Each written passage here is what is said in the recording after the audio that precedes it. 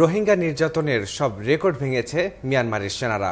বাংলাদেশে পালিয়ে আসা রোহিঙ্গারা বলছে, আগে নির্যাতন হলেও এবারের মাত্রা অনেক তীব্র। নারীদের গণধর্ষণ করে হত্যা, তরুণ যুবকদের গুলি করে হত্যা আর শিশুদের জ্বলন্ত আগুনে ফেলে দেয়া রাখাইন রাজ্যে এখন নিত্যদিনের ঘটনা। সহকর্মী কামরুল ইসলাম মিন্টুকে সাথে নিয়ে মাহমুদুল শিবলির তোলা ছবিতে হোসেন সোহেলের বিশেষ প্রতিবেদন। এটা মায়ে ফোন হদুন তাইতারে মরদ ফোন হদুন বুড়া মানুষ হদুন তাইতারে। রাত 12টা, ফোনে কথা হচ্ছিল মিয়ানমারে লুকিয়ে থাকা একজন মুসলিম জনপ্রতিনিধির সাথে। কথা বলার এক পর্যায়ে ফোনে কেঁদে ফেলেন তিনি।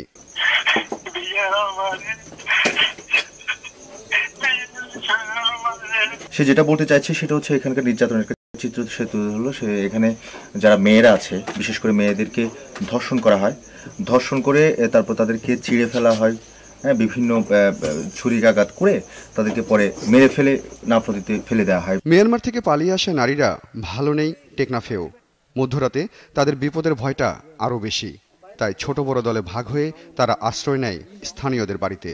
এলাকার লোক মানে ফজরে আছে আর কি, আর এখান থেকে যাই কিছু মহিলাদেরকে দর্শন করছে, আর কিছু তো ব্যাগ ট্যাগ এভাবে ইয়া করছে আর কি, চিন্তাই। তেমনি একটি বাড়িতে পাওয়া গেল কয়েকজন রোহিঙ্গা নারীকে। মিলিটারিদের অমানসিক নির্যাতনের কথা বলতে গিয়ে আতঙ্কে কেঁপে উঠছিলেন এই নারী।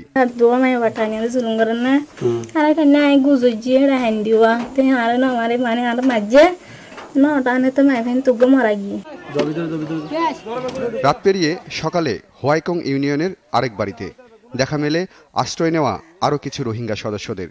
এখানেও ভয় আর নিরাপত্তাহীনতা যেন তাদের পিছু ছাড়ছে না।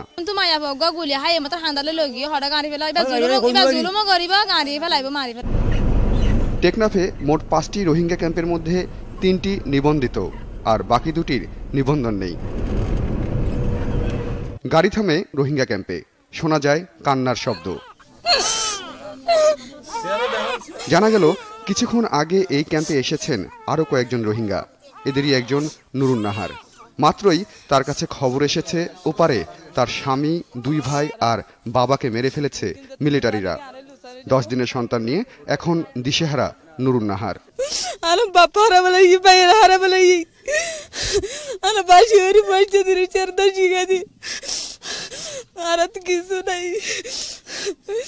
মার বেড়া তো নেলা নেলা এরেন দিলেন দিলা হাড়ি বেলায় তো গুলি মারছে দক্কর বেশি জুলুম করছি মায়া বন্ধরে।